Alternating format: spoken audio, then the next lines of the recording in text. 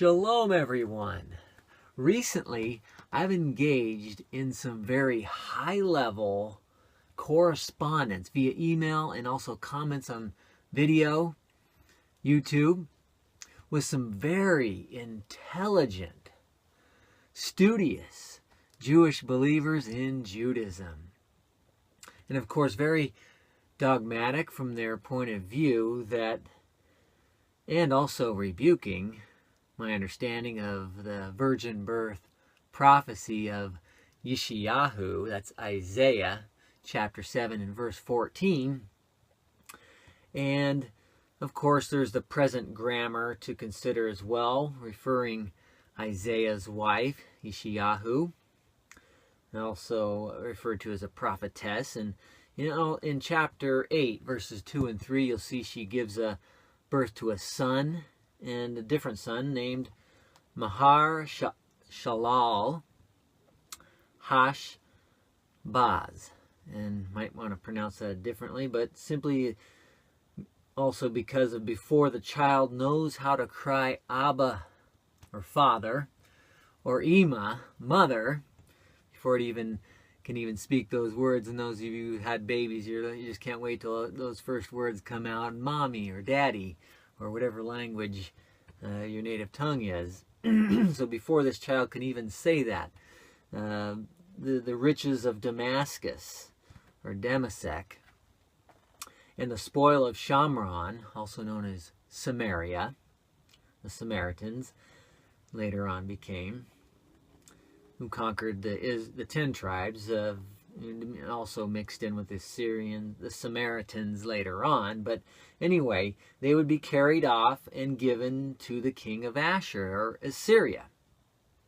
And even though I've addressed these issues on my video playlist, my series on this topic of Yeshayahu chapter 7 verse 14, and apparently the correspondence I had recently probably didn't listen through all of those, but nevertheless, the challenge and the intelligent correspondence helped me even learn more. And so that as a result of that recent correspondence at high level, correspondence in the Peshat level, the simple text, as well as the Drash of chapter 7, chapter 8, but let's not forget chapter 6 and chapter 9 as well, as I covered in my series. Nevertheless, there's more information. I want to explain some things a little bit more accurately. And in this video teaching, make it a short one, I just want to stick to Bereshit. That's Genesis, chapter 24. And let's cover this issue of Almah, the Hebrew word. Can it only mean maiden or young woman? Is it limited to just that? In fact, in chapter 24 here, we'll see 3 different Hebrew words used for Rebekah, the wife-to-be for Isaac, or Isaac. And so, picking up in verse 14, we'll see here, it says, and Abraham's servant prayed. And of course, he's given this assignment. Most of you know the context already, that he's given the assignment to go find a wife for Abraham's son, Isaac.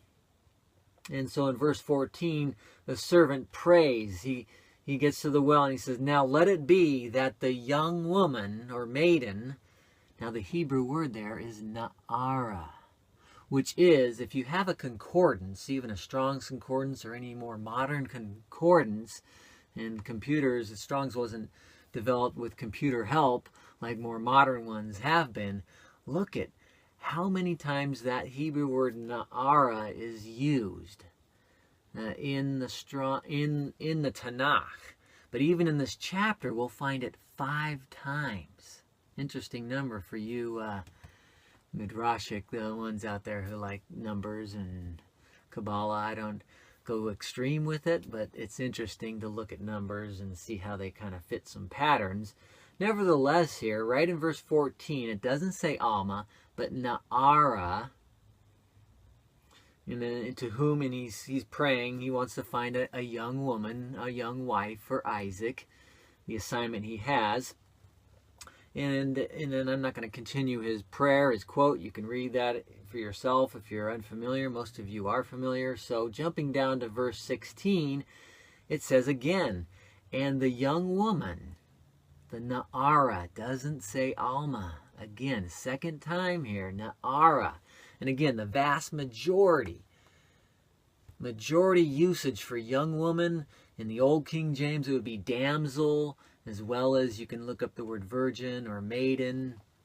The vast majority is Na'ara. It's not Almah. Or Betulah is very explicit, referring to virgin, is the Hebrew word here. And in verse 16, it does say virgin here. It does say Betulah. So but let me continue the quote here. It says, and the young woman, Na'ara, not Almah, was very beautiful, a Betulah, a virgin. So here we can see Na'ara is not an explicit word for virgin. It can simply mean she's a young woman and a virgin. You know, it's not like she's an 80-year-old virgin or 40-year-old, but more likely a young woman, much younger than that. Young enough to marry, of course. And so somewhere in that youthful stage, it says she's a virgin, and no man had relations with her, to make it even more explicit here. Now, I'm not saying that Na'ara can never mean virgin. I'm not saying that. Sometimes it's a little ambiguous when you look at the context. But here we see a segregation of these two Hebrew words, Na'ara. Now, if you'll jump down to verse 28, here we see a third time Na'ara is used. And it says, so the young woman, the Na'ara, ran and told her mother's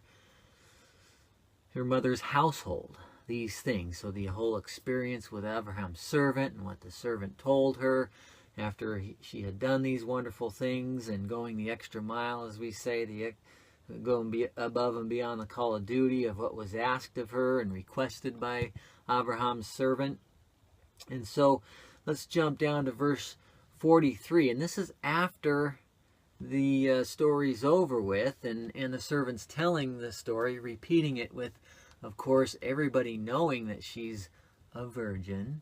Everyone can see that she's young, and the whole family, of course, knew she was a virgin. And so what word does he use in verse 43? Well, it says, you know, repeating to everyone who's knowing her virginity and her youthfulness, he says, the Almah, who comes out to draw water, talking about this prayer that he has. Doesn't use the same word, but here's a quote, or this is the servant speaking.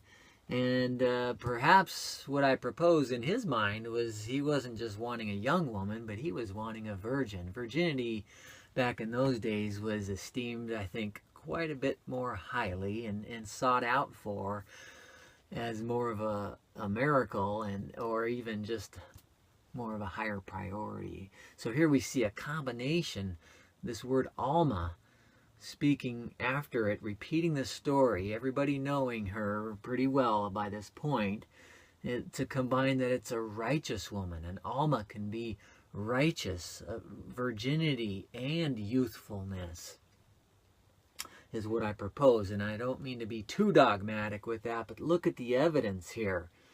Why wasn't the word Na'ara used again here in verse 43?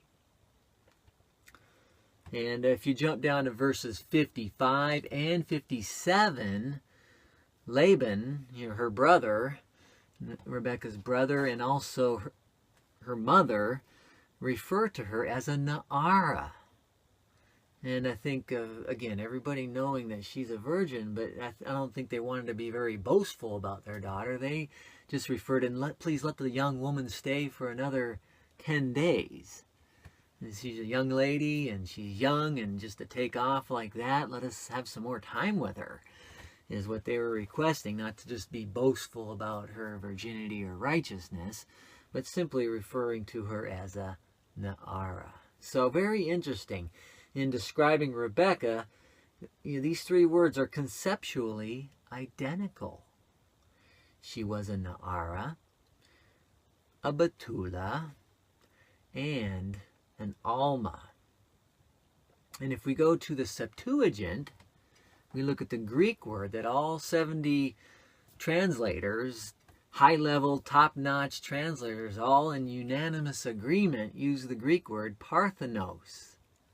And it's the same exact Greek word that's used in the Brit Hadashah writings. That's the New Testament, most people know it as, but it's prophesied in Jeremiah 31:31 through 33, and also in chapter 32, we see this Brit Hadashah, this new covenant, and the writings of it.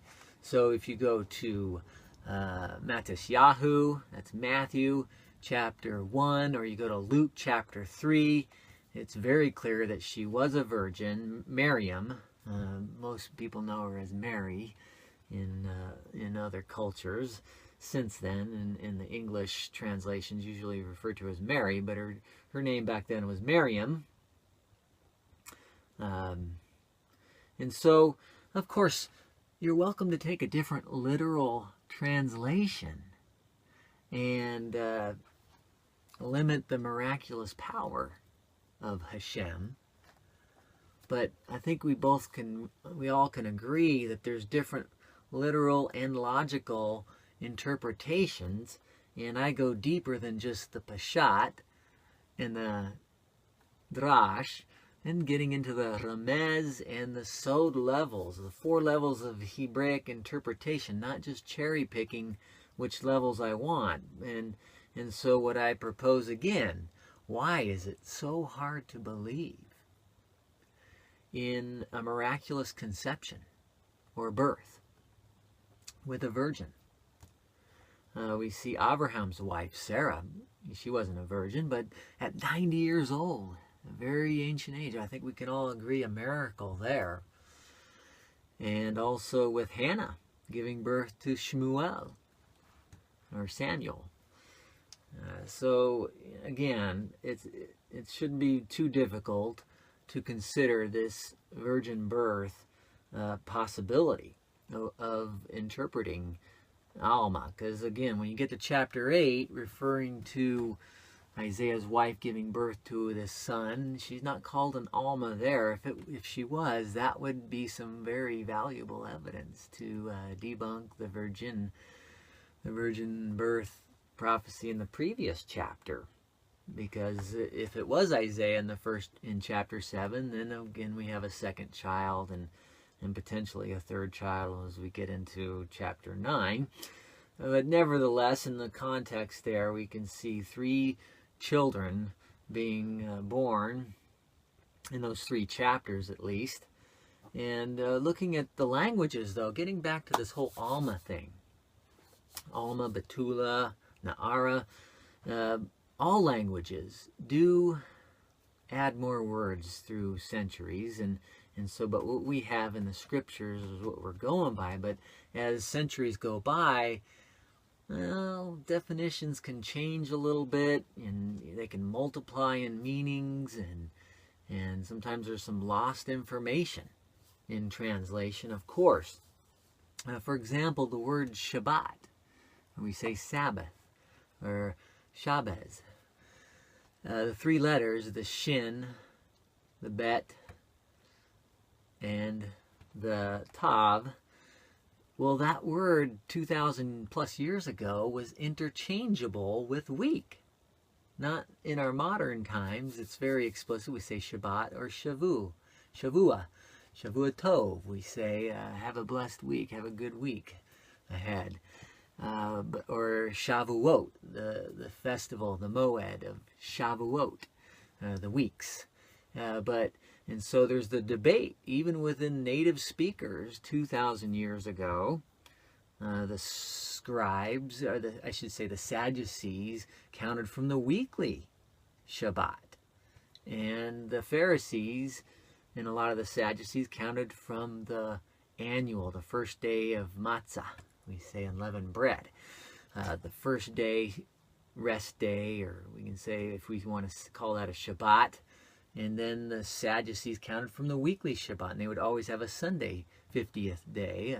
A first day of the week would be the 50th, where within the Pharisees. And so even within, the whole debate was, okay, does this word Shabbat, we look how it's used throughout the Tanakh, and it's used for even a completeness of 7, whether it be 7 years for the land rest, 7 days of we call it a week. And so that's a logical interpretation. And so we can see that 2,000 years ago, even in the Greek, what's the Greek word for Shabbat? It's Sabbaton, pronounced something like that, and that can also was interchangeable for a week. And so it becomes a little bit more ambiguous, not quite as explicit as we would like.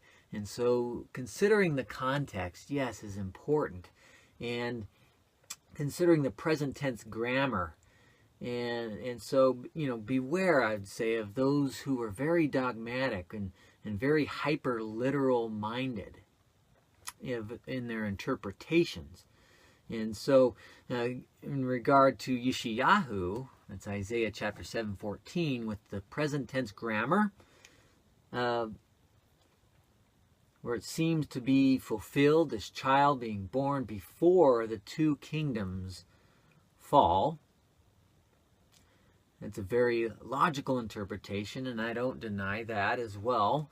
And Isaiah's wife or some other maiden or young woman at that time is very logical, especially when you compare it to chapter 8, where, you know, it is more explicit that it's Isaiah's wife in chapter 8, but she's not called an Almah there.